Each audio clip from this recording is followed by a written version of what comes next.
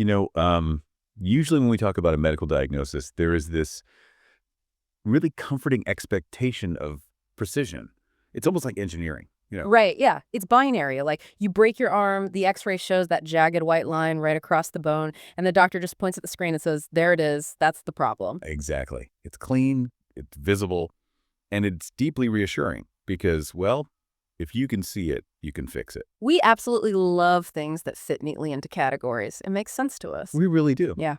But then you step out of the clinic and, into the world of running a province. Specifically, if you're looking at the mechanics of running New Brunswick right now, and suddenly you realize that the x-ray machine is just completely busted. Oh, it's beyond busted. Yeah. It's in pieces on the floor. Right. We are looking at a political, economic, and diagnostic landscape that is honestly an absolute diagnostic shit show. It is incredibly murky right now. It is the absolute definition of muddy waters. Yeah.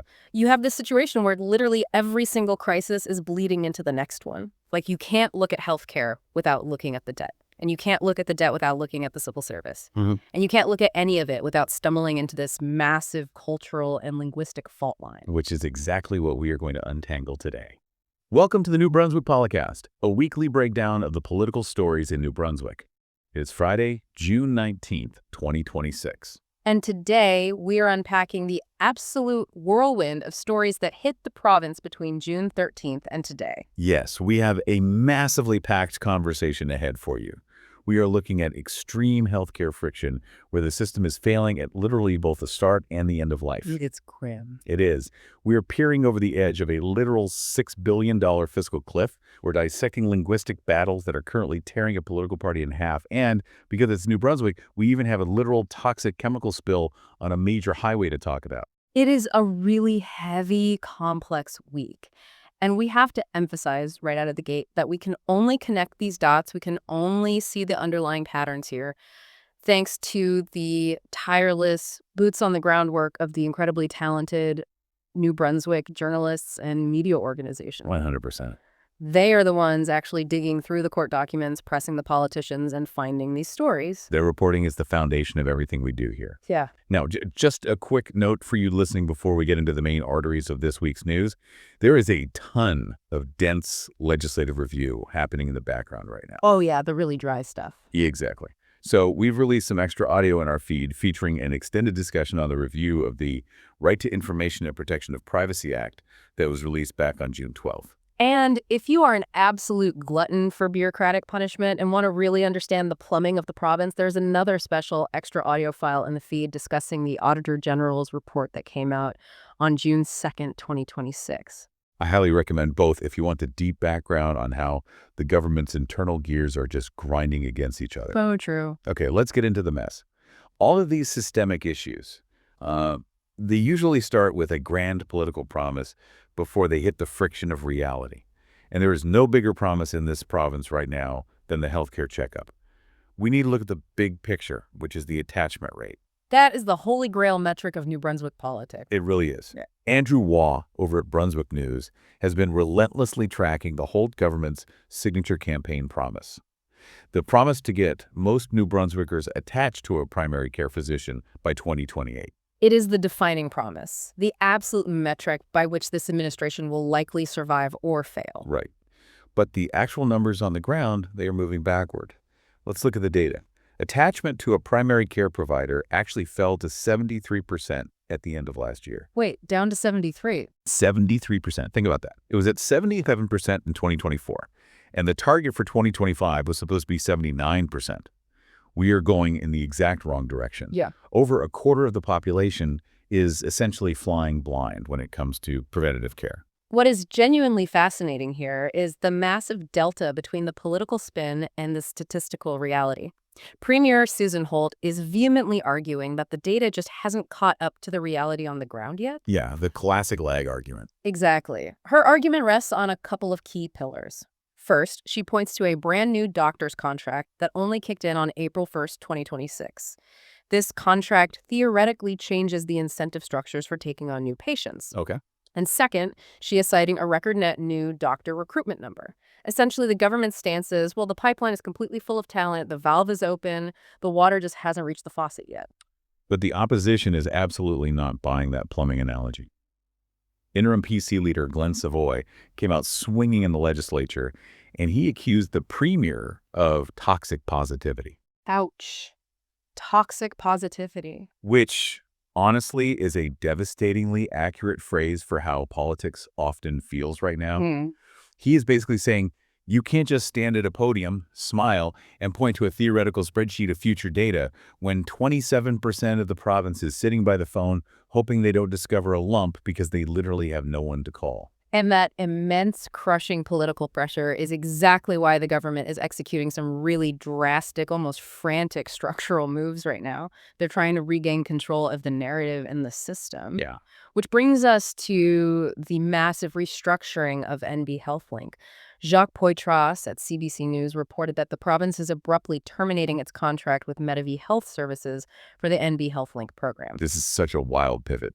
NB HealthLink was a program literally built and designed to serve those exact 127,000 unattached patients we were just talking about. Right, it was the stopgap. And now the government is just ripping up the private contract and moving it all back under the public system umbrella, directly under the regional health authorities, Horizon and Vitality. Now, Jacques Poitras pointed out the core grievance here. The province paid Medavie $10.3 million last year. $10 million. Yeah, but for that $10 million, only 57% of registered people actually got any kind of access. The mechanism of failure here is so important to understand. Out of almost 112,000 people registered in the 2024-2025 period, only about 64,000 actually saw a professional or got triaged properly. It's basically a coin flip if you got help. Exactly. And the government's logic, and this is coming directly from Health Minister John Dornan, is that pulling the entire apparatus back under the health department will allow them to better understand the specific needs of these patients and improve coordination across the broader network. It is an argument fundamentally rooted in the desire for total oversight. Okay, I have to completely push back on the government's logic here. Wait, hold on. That doesn't make sense pragmatically. How so? Is pulling this massive administrative burden back into the bloated public sector actually going to speed up wait times? Because to me, pulling NB HealthLink back under the government umbrella is like firing your contractor halfway through a kitchen renovation because it's taking too long, but you don't actually own a hammer, and you have no idea how to hang drywall. That's a great way to put it. The roof is open, it's literally raining in your kitchen, and you're telling your family, don't worry, I fired the slow guy, I'm doing it myself to improve oversight. I mean, the oversight might technically be there, but the capacity simply isn't. That is a phenomenal analogy, and it perfectly encapsulates the risk the Holt government is taking right now. They're betting that their internal bureaucracy can outmanage a private health corporation. And this connects directly to a broader systemic philosophy shift we are seeing across the board. The government is creating massive friction points as they transition away from private stopgap measures back to public centralization. Because it is not just Medavie getting the boot. Look at the virtual care handover. Barbara Simpson at Brunswick News has been doing deep dives into the eVisitNB saga. Yes, eVisitNB is a massive casualty of this shift. They are losing their publicly funded contract to an Ontario-based company called Foundiver, and the cutoff is June 30th. It's coming up fast. Really fast. Dr. Hanif Chatur, who is the CEO of eVisitNB, is out there publicly questioning why they had to be shuttered completely. He even offered to integrate his platform's technology directly with the province's telecare Age 11 system. Which makes sense on paper. Right, but it's not just the CEO complaining. You have dozens of frontline nurse practitioners sounding the alarm. They are actively writing letters to the premier and the health minister, essentially screaming that Foundiver simply will not be ready to handle the volume by the end of June. If we break down the underlying mechanism of why the government is forcing this transition, it basically comes down to procurement purity and a desire for a unified architecture. Procurement purity. I like that phrase. Yeah, the government ran a competitive bid process. 11 different companies bid on this massive provincial contract. The government wants a clean break. They want a brand new centralized provider, which they are calling Virtual Care NB, that integrates seamlessly with the broader provincial health data system. They hate the fragmentation. Exactly. They despise the piecemeal, fragmented approach where one app handles this and another app handles that. But the severe friction point is that eVisitNB isn't just some random startup. They claim they have already served 350,000 New Brunswickers since 2020. That's a huge chunk of the population. It is. That is a massive, localized, deeply embedded innovation that is now violently clashing with the rigid realities of a massive provincial contract handover. And the execution of this handover sounds terrifyingly messy. The health minister actually had to admit on the record that there wasn't even a finalized agreement in place for the transfer of patient medical records from eVisitNB to FoundaVer in time for the June 30th deadline. Wow. Yeah. If you are a patient with complex medical needs who relies on that virtual care history, that kind of bureaucratic gap is genuinely terrifying. It's playing with fire. But let's take this abstract policy debate and bring it down to the dirt, to the actual human level on the ground. Because these top-down administrative shifts, they are having real, visceral consequences. Look at the St. Stephen Collaborative Care Clinic. Oh, the reporting from John Chillebeck at Brunswick News on this has been eye-opening. This collaborative clinic in St. Stephen was announced last November with an immense amount of political fanfare. Lots of ribbon-cutting energy. Exactly. It was a $3.6 million promise meant to be a beacon of rural health care. And now we find out it is not going to open until January 2027. It is over a year late, and the reason. Real estate and renovation delays. They are desperately trying to turn an old, abandoned grocery store into a state-of-the-art medical clinic. Which is just structurally difficult. The sheer absurdity of this led to an incredibly fiery, hostile exchange in the legislature. Premier Holt allegedly cornered PCMLA Kathy Bacchus, who represents the St. Stephen riding, and was rightfully criticizing the massive delay and asked her if she would, quote, like to lose it. Like to lose it. Meaning, keep complaining and I'll pull the clinic from your riding entirely. The political fallout from that was immediate. The Tories instantly branded her a vengeful premier. Glenn Savar stood up and demanded to know if threatening to take vital medical infrastructure away from the constituents of a duly elected opposition member was an ethical way to govern. That's a fair question. The premier, for her part, fiercely defended herself. Her argument was basically one of resource scarcity.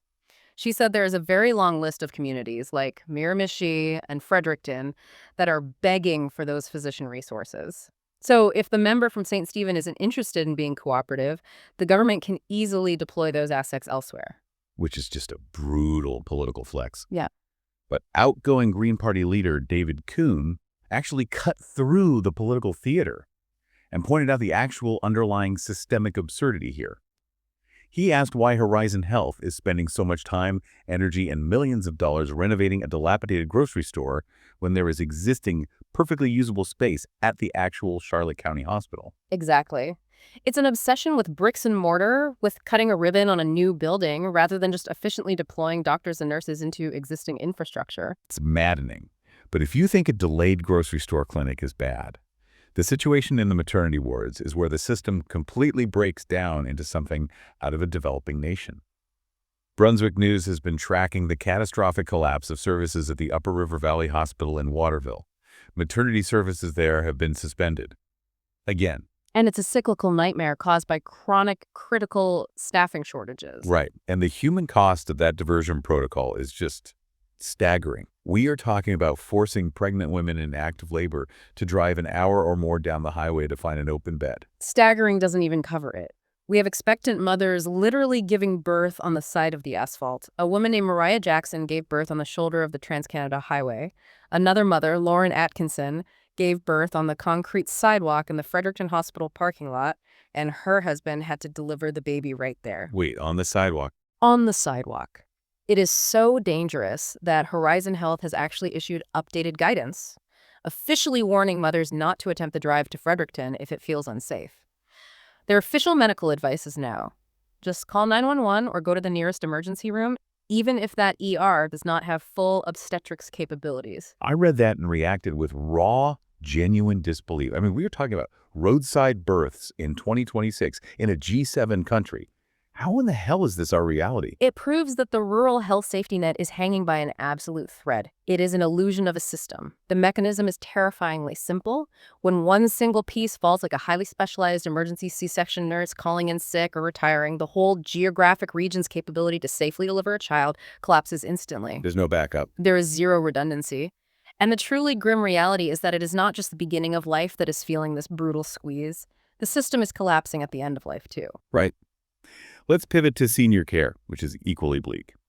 John Chillebeck reported on a new 5% fee hike for the top earning 20% of residents living in nursing and special care homes.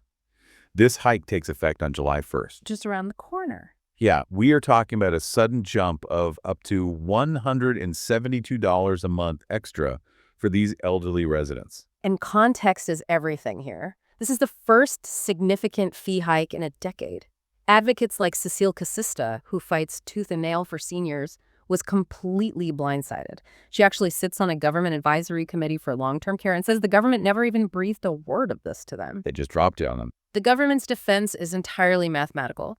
They argue it is a modest, necessary adjustment because cumulative inflation has been 29% since the last time fees were raised.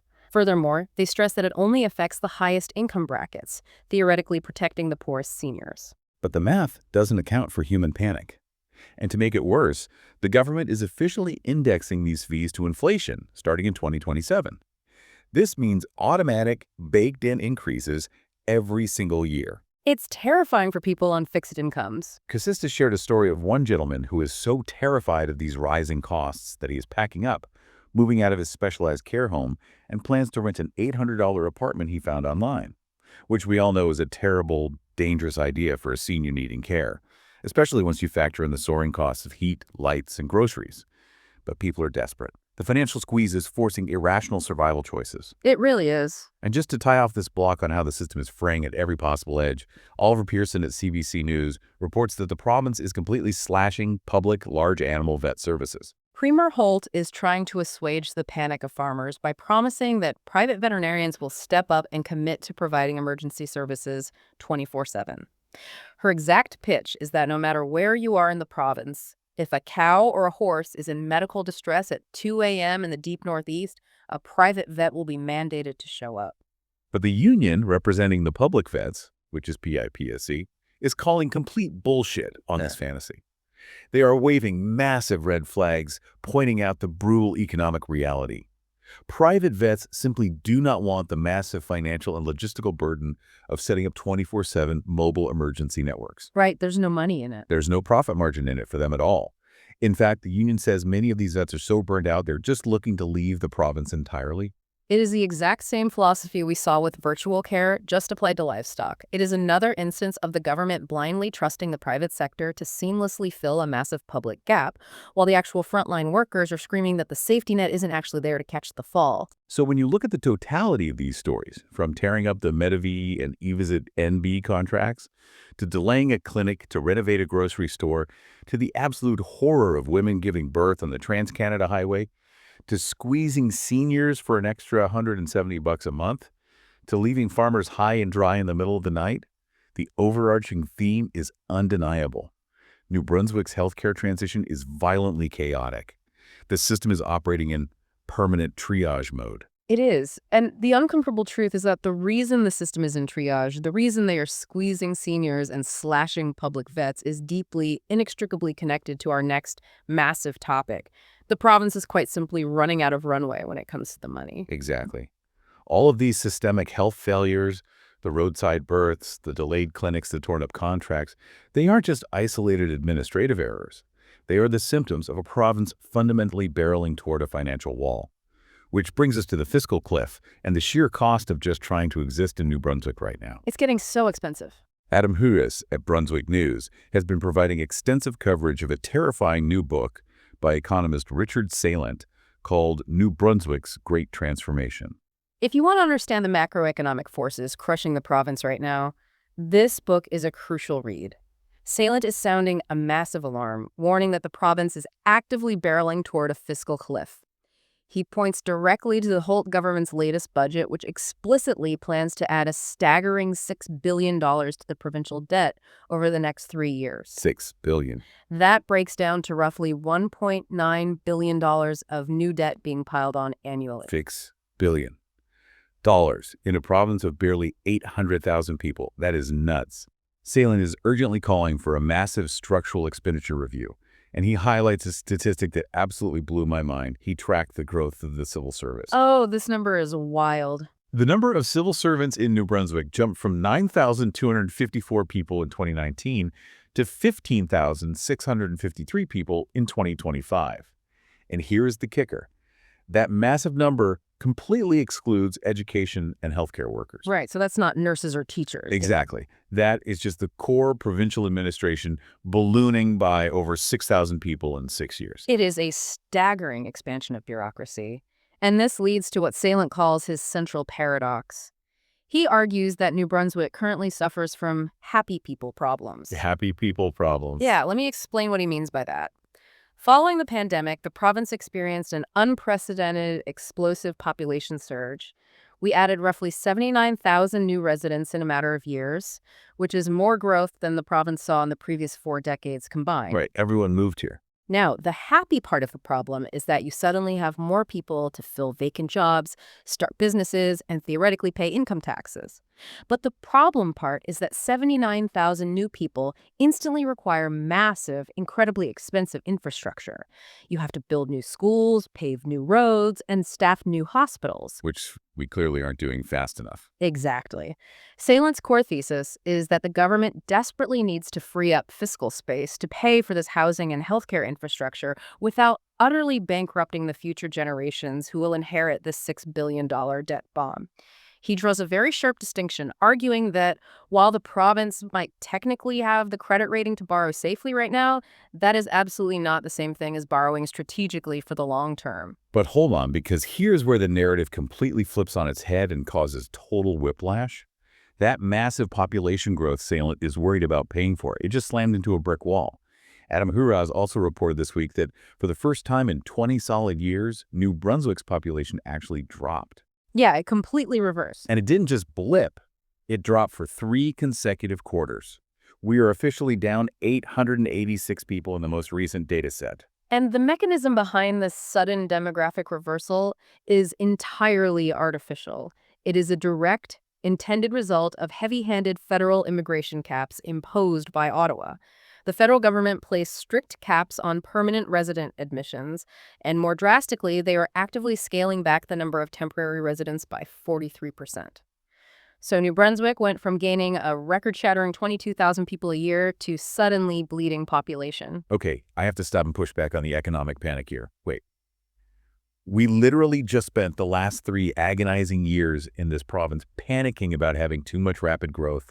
We've been screaming that we don't have enough houses, rents are doubling, we don't have enough doctors, the highways are clogged. And now, the second the growth stops, economists are panicking that the population is shrinking. Which is it? Are we supposed to be relieved that the intense pressure is finally coming off the housing market? Or terrified that there's going to be no one left working to pay off that $6 billion in debt? That whiplash you are feeling is exactly what makes the current economic moment so incredibly dangerous. Economists like Herb Emery are looking at this data and asking the terrifying question, where is the employment growth going to come from now? The entire economic strategy for the last 3 years was predicated on importing human capital. If the private sector isn't growing because the population is shrinking and the government is simultaneously forced to cut massive amounts of spending to avoid going over Salent's fiscal cliff, the province's economy is effectively stuck in quicksand. And this massive macroeconomic whiplash, the billions in debt, the soaring and crashing population, it isn't just theory. It is perfectly, brutally mirroring the intense financial squeeze happening at the kitchen table of every single everyday household in New Brunswick. Let's talk about the cost of simply staying alive right now. It's getting so hard for people. Nathan Cox at Brunswick News executed a brilliant piece of journalism. He did a 10-year grocery cart comparison. He literally tracked 22 basic fundamental grocery items, perfectly balanced to meet the nutritional requirements of Canada's food guide. He looked at the exact same cart in 2016 versus 2026. Okay, what were the numbers? 10 years ago, that basic cart cost $99.66. Today, in 2026, putting those exact same items on the belt costs $147.80. It is a near 50% increase on the bare essentials of human survival. When you break down the specific commodities, it is even more shocking. Lean ground beef, a staple protein for most families, went from $12.78 a kilogram to $22.02. Apple juice exploded by 165%. And Sylvain Charlebois, the food researcher over at Dalhousie University, points out the structural flaw here. New Brunswick is exceptionally, uniquely vulnerable to these price shocks because we fundamentally lack a robust, localized food ecosystem. We import almost everything we consume across our borders, which means every time there is a drought in the U.S. Midwest, or a diesel spike, or a global supply chain hiccup, New Brunswickers pay for it at the checkout aisle. And once you somehow manage to pay for the groceries, you have to worry about the cost of the roof over your head. Andrew Waugh reported on the absolute explosion in home insurance premiums. Home insurance in New Brunswick is up 28.9% just from 2020 to 2025. That's a huge jump in 5 years. And if you zoom out over the last 20 years, it is up an unbelievable 162%. And Statistics Canada isn't mincing words here. They are flat out stating this is directly driven by the increasing severity of extreme weather. We are paying the financial toll for hurricanes like Fiona, record-breaking summer wildfires, and devastating spring floods. The climate crisis is no longer an environmental talking point. It is literally pricing people out of the ability to insure their own homes. And here is the cruel, ironic twist to that reality. If you are a homeowner who decides to proactively fight the climate crisis by investing in green energy, the province might heavily penalize you for it. Right.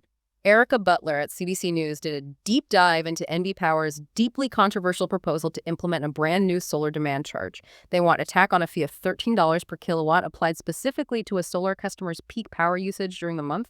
The math on this is soul-crushing for green energy adoption. Erica Butler interviewed a guy named Felix Oulet up in Moncton. He meticulously ran the numbers on his own home's rooftop solar system. Under this new fee structure, his financial payback period, the time it takes for the solar panels to pay for themselves in energy savings, would double. It goes from 12 years to over 32 years. It completely annihilates any financial incentive for a normal middle-class family to adopt solar power. Now, we must examine the underlying mechanism of why NB Power is doing this. We need to look at baseload grid economics. NB Power's core argument is centered on a concept called cost shifting. They argue that a homeowner with solar panels essentially uses the provincial power grid as a massive free battery. To explain that. During a sunny day, when demand is low, the solar home produces excess power and relies on the grid's infrastructure to absorb it. But at night, or in the dead of winter when the sun isn't shining and everyone is turning on their heat, the solar home draws heavily from the grid. NB Power argues that solar users are avoiding paying their fair share of the massive fixed costs required to maintain those power lines and baseline power plants.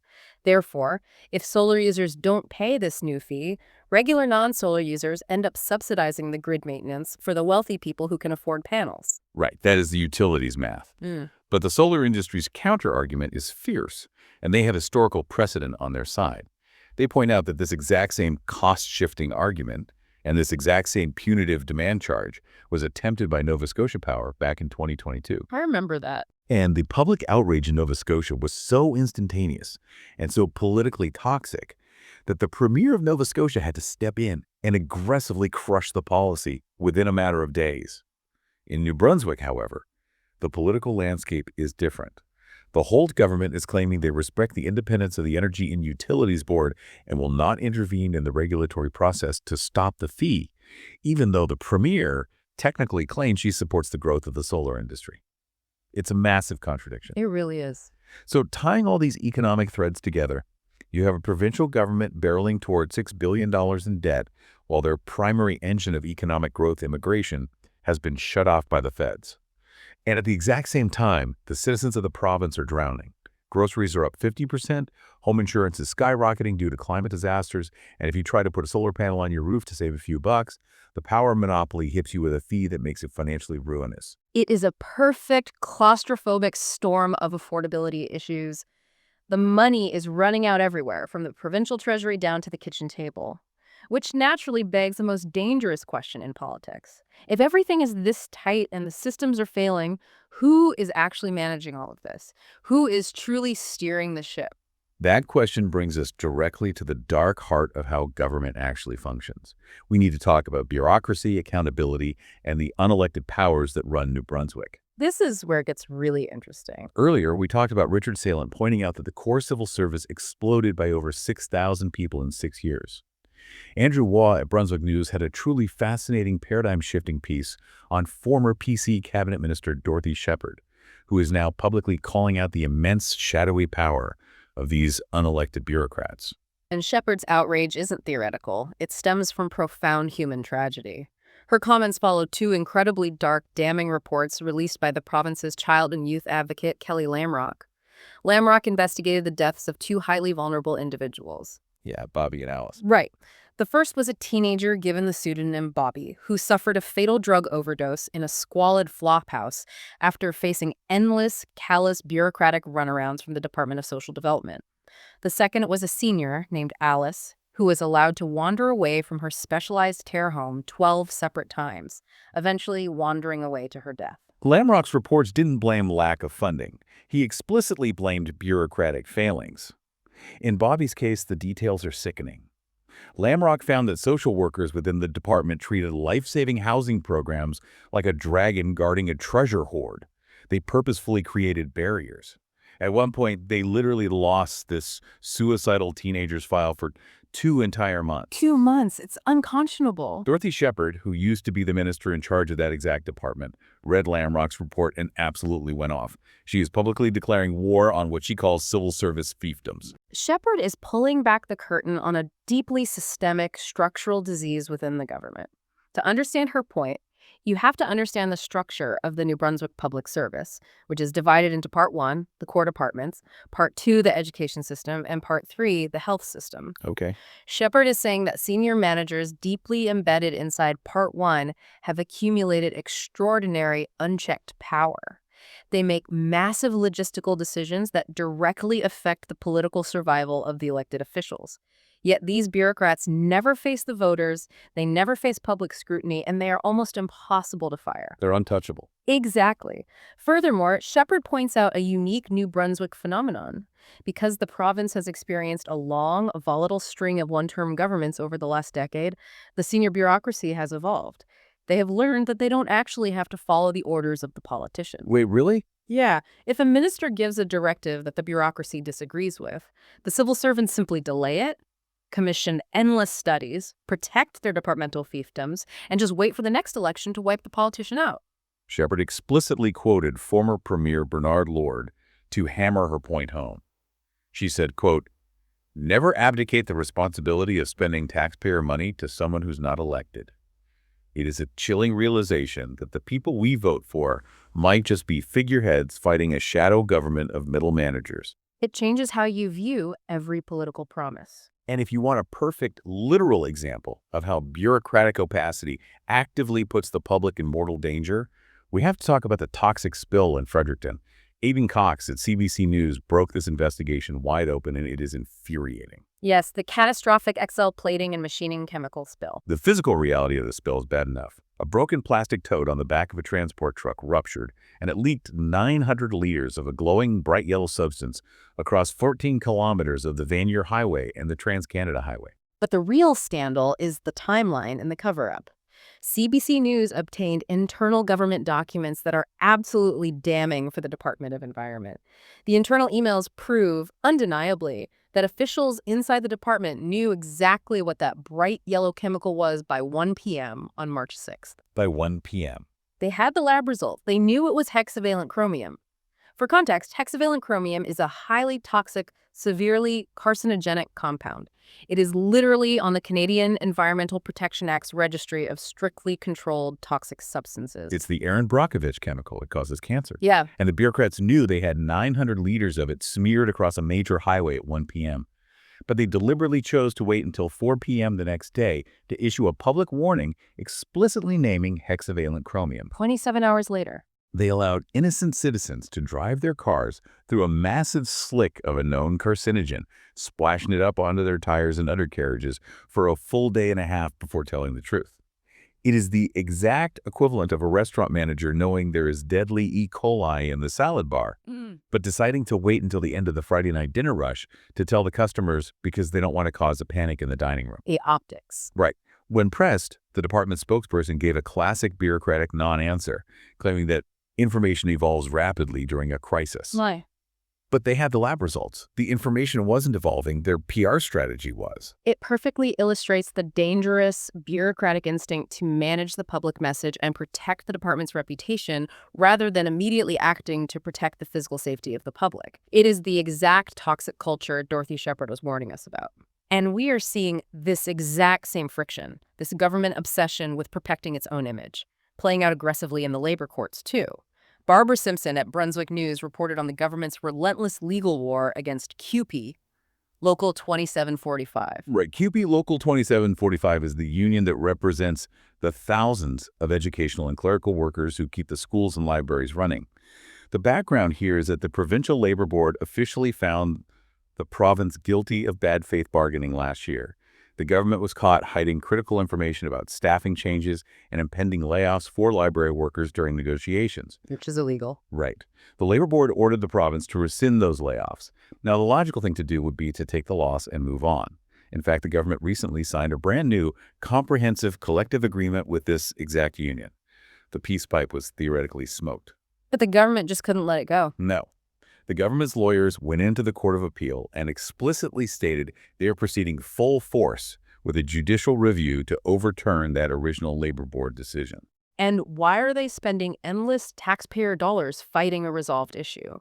Because, as they stated, finding His Majesty, meaning the provincial government, guilty of bad faith bargaining is a serious permanent mark on their historical record, and the bureaucracy is obsessed with clearing its name. The union's lawyer pointed out the incredibly dangerous precedent this sets. If the Court of Appeal refuses to hear the union's counterclaim for contempt, it broadcasts a loud, clear message to every single public sector union in New Brunswick. The message is, the provincial government does not believe it actually has to follow the orders of the Labor Board or the courts. It guarantees endless, hostile legal trench warfare for every future contract. However, to provide a sliver of optimism on the labor front, Caitlin Beliveau at CBC News reports that the Pay Transparency Act has officially become the law of the land. Oh, that's huge. This is a monumental victory for the Coalition for Pay Equity, who have been fighting this exact battle for 25 years.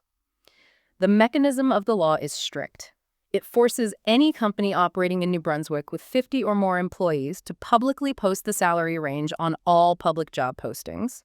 More importantly, it strictly and legally prohibits employers from ever asking a candidate about their past salary history. Oh, that is so important. The economic goal here is vital. It is designed to permanently close the gender pay gap by preventing historical wage suppression from following women like a shadow from one job to the next. If you were underpaid at your last job, your new employer cannot use that data to lowball your new offer. It's a massive step forward for worker leverage.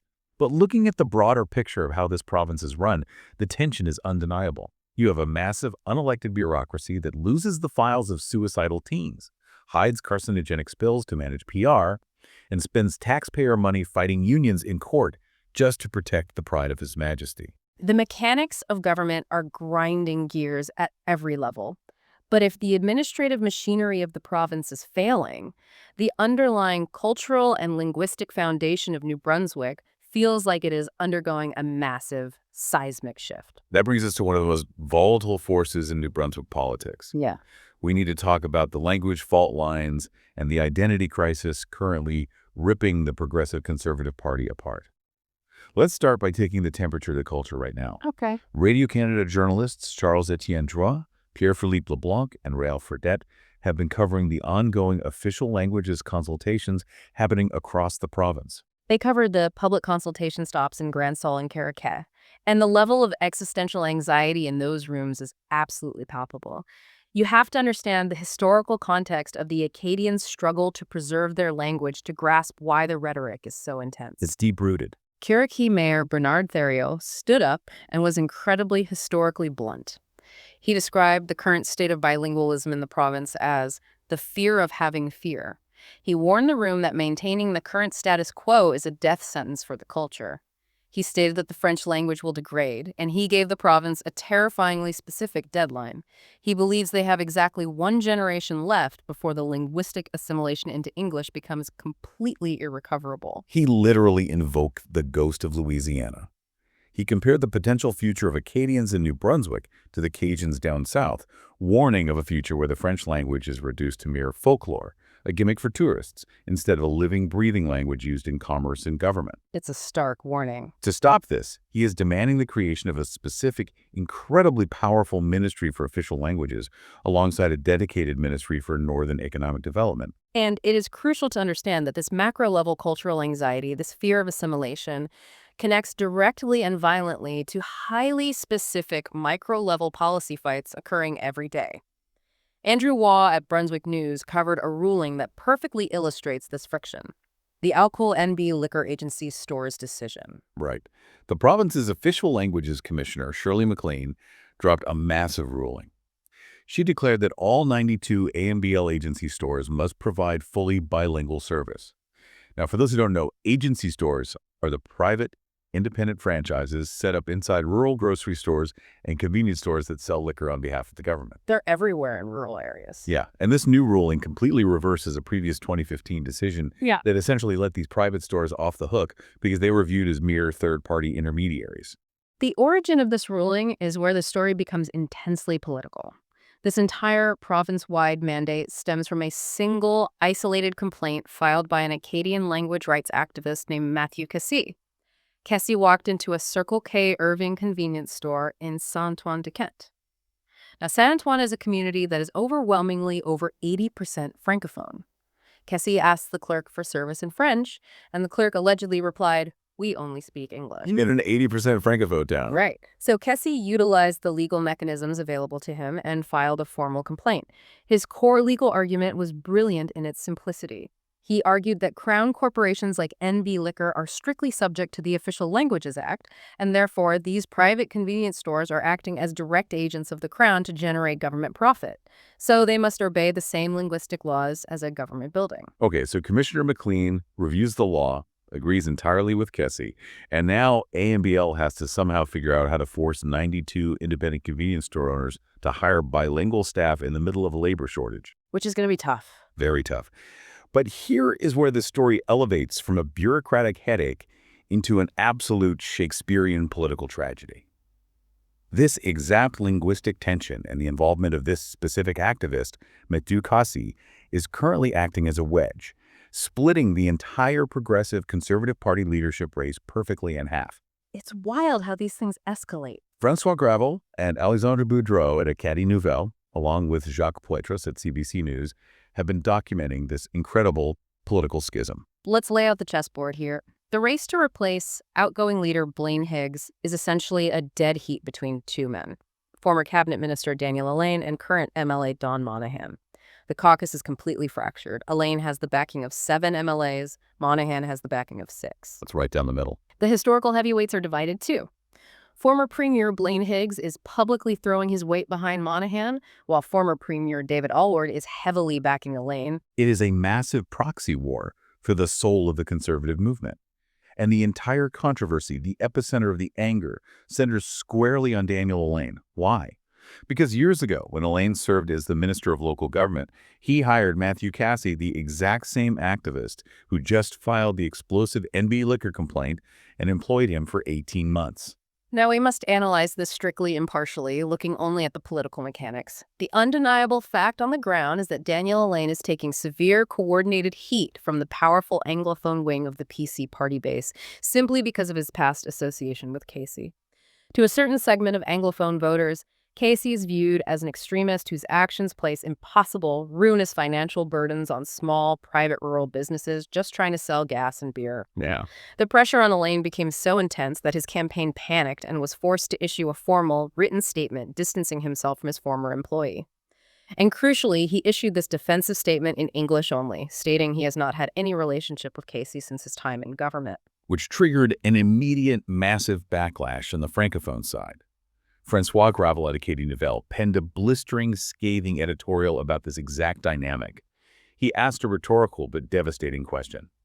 He asked, since when is simply knowing or employing an Acadian rights activist considered a toxic, career-ending trait in New Brunswick politics? It's a very pointed question. Gravel's thesis is that this micro-scandal exposes a dark truth about the PC party. That it still harbors a massive faction of members who are fundamentally opposed to Francophone language rights, and that Daniel Allain is being forced to do embarrassing political backflips just to appease this Anglophone base. It is a profound observation. That single interaction at a Circle K in Kent County perfectly, flawlessly encapsulates the massive macro divide paralyzing New Brunswick right now. It is the eternal tension between the existential need to enforce strict bilingualism requirements to protect a vulnerable culture from assimilation versus the deep anger those requirements generate among certain Anglophone voters who view them as heavy-handed government overreach destroying private enterprise. It is absolutely incredible how it all connects. Think about the butterfly effect here. A guy gets annoyed that he can't buy a beer in French at a rural gas station. He files a piece of paper. And a year later, that piece of paper becomes the defining proxy war threatening to permanently tear the Progressive Conservative Party of New Brunswick into two separate ideological halves. It is politics at its most raw and localized. It truly is. Now, as we move into the final stretches of this week's analysis, we need to synthesize the remaining major narratives. We are going to move through resource management, significant technological policy shifts, and a few highly charged cultural flashpoints that define the modern era of the province.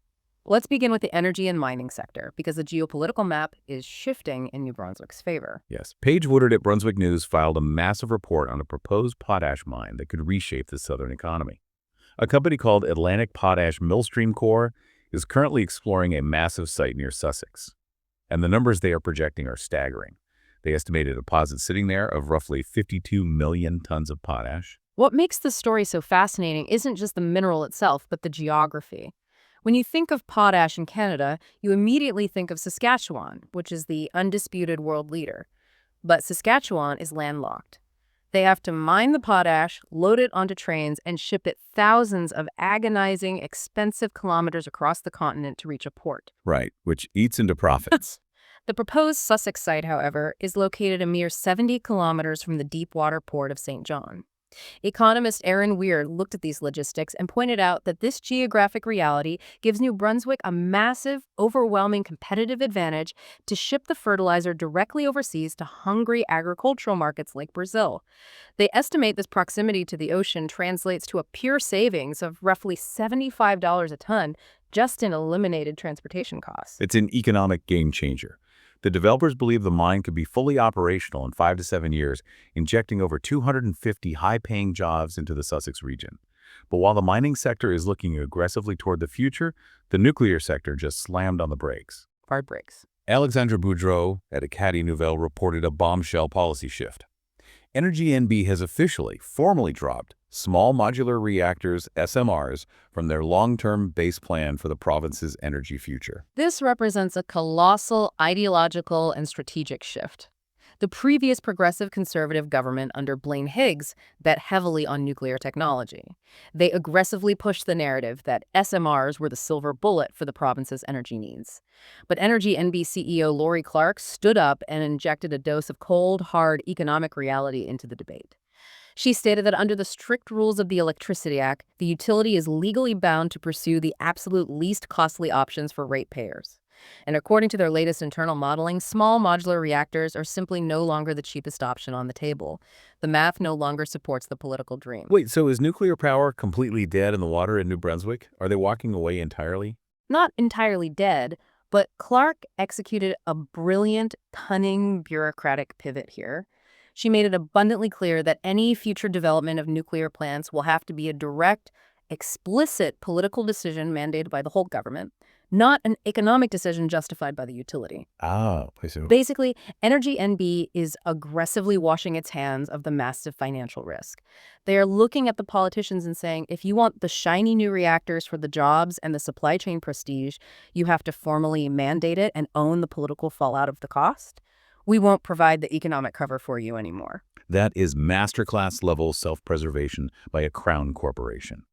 Speaking of political mandates and government overreach, let's look at how the province is trying to regulate the digital lives of children. Adam Huraz at Brunswick News reports that Premier Holt is actively threatening to bring in heavy-handed provincial social media rules. This is a reaction to the federal landscape. Ottawa recently introduced a massive piece of legislation aimed at banning access to social media platforms for anyone under the age of 16. But the bureaucratic reality is that setting up the federal regulator to actually enforce that ban could take a minimum of 18 months. Holt is declaring that timeline completely unacceptable and far too slow to protect kids currently in crisis. So her solution is to suggest that the province might unilaterally step in and mandate its own rules. She is floating ideas like completely banning social media platforms from operating on public school internet networks, and even trying to provincially regulate the algorithms that drive addictive content and targeted advertising toward minors. It's an ambitious goal. Now, frankly, trying to regulate a global algorithm from Fredericton sounds like an absolute unenforceable technological nightmare. But the province's child and youth advocate, Kelly Lamrock, the same guy who exposed the Department of Social Development, fully and enthusiastically supports her threat, arguing that someone has to hold these tech giants accountable. And sticking with the theme of protecting kids in schools, Andrew Waugh reports a massive, tangible infrastructure win. 91% of all public schools in New Brunswick are now fully equipped with advanced CO2 monitoring systems. That statistic represents a massive, quiet victory for public health infrastructure. Just a year ago, only 30.5% of schools had that technology. Right. By jumping to 91%, the province now possesses an immense trove of real-time data regarding the air quality inside classrooms, allowing them to precisely target which aging schools desperately need multi-million-dollar ventilation upgrades to prevent the spread of airborne illnesses. Moving from the beginning of life in schools to a much heavier, more profound social policy issue at the end of life, Adam Hurras also covered the latest developments regarding medical assistance in dying, commonly known as MAID. A joint parliamentary committee in Ottawa has reviewed the legislation and officially recommended indefinitely excluding mental illness as a sole underlying condition for MAID eligibility. This has been one of the most agonizing moral and legal debates in the country. Krista Carr, who is the CEO of Inclusion Canada, an organization based right here in New Brunswick that fights for the rights of the disabled, stated forcefully that the parliamentary committee got it right. Her testimony was really powerful. Her testimony to the government was heartbreaking but vital. She argued that people living with severe disabilities and mental health challenges often choose assisted suicide, not because they possess an inherent desire to die, but because they are trapped in poverty and simply cannot get the basic social, housing, and medical supports they need to live with dignity. She argued that offering them death before offering them a livable income is a profound moral failure. And when you look at the actual statistics for how MAID is utilized in New Brunswick, the numbers are deeply surprising and counter-narrative. Last year, New Brunswick was one of only 3 provinces in the entire country to actually see a decline in the number of MAID deaths. The total number dropped down to 283 people. Furthermore, New Brunswick has the oldest mean age of MAID recipients in the entire country, sitting at 81.2 years old. The vast majority of these cases were heavily concentrated in patients suffering from terminal cancer or those already receiving palliative care. Those statistics reveal a very different demographic reality for how assisted dying is utilized in this province compared to the younger demographics utilizing it in other parts of the country. It suggests the medical community here is applying the framework far more conservatively. Now, let's abruptly switch gears from life and death medical ethics to the realm of culture and outrage, because there's a massive controversy brewing in the halls of the Beaverbrook Art Gallery. Yes. Adam Hurras reported that the Beaverbrook has decided to exhibit a piece of art known as Piss Christ. For those who might not be familiar with modern art history, this is a highly controversial 1987 photograph created by the American artist Andres Serrano. It vividly depicts a small plastic crucifix suspended in a glass tank of the artist's own urine. When it debuted in the late 80s, it triggered a massive global censorship scandal and enraged the religious right in America. And right on cue, almost 40 years later, Conservative Member of Parliament John Williamson took to his social media platforms to violently slam the gallery's decision to display the piece. He released a furious statement calling the artwork a banal nostalgia for transgression that deeply insults the Christian faith, essentially accusing the Beaverbrook of lazily recycling a controversy just to drive ticket sales. It's a fascinating sociological cycle, isn't it? The artist intentionally designed this specific image to provoke intense conservative outrage and force a dialogue about the commercialization of religion in the 1980s. And now, 4 decades later, politicians are still predictably taking the bait and acting out the exact same script. It's like clockwork. By getting on social media and writing a furious paragraph about a 40-year-old photograph, Williamson is essentially becoming part of the performance art itself. It's almost a symbiotic relationship between the provocateur and the politician. It certainly proves the enduring power of the image. The fact that a photograph from 1987 can still reliably generate political headlines in 2026 means the art, whether you view it as profound or profane, still retains its core power to provoke a visceral human reaction. Speaking of visceral reactions, we have to talk about the sheer panic that gripped Ottawa this week. Adam Jerez broke a lighter but incredibly funny story regarding Fredericton MP David Miles. Miles was abruptly, unexpectedly fired from his prestigious job as a parliamentary secretary. But it wasn't a scandal. It was a catastrophic federal clerical error. An official government order in council was published that completely shuffled him out of the job by mistake. This piece of paper caused an absolute 2-hour meltdown in the Ottawa political bubble. Journalists were scrambling, politicians were whispering.